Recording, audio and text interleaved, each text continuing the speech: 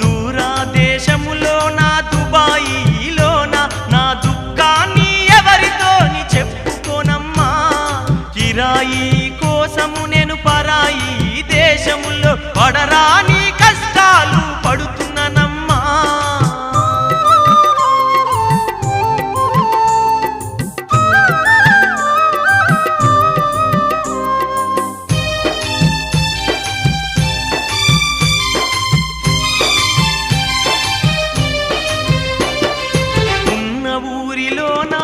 కన్నవారితోని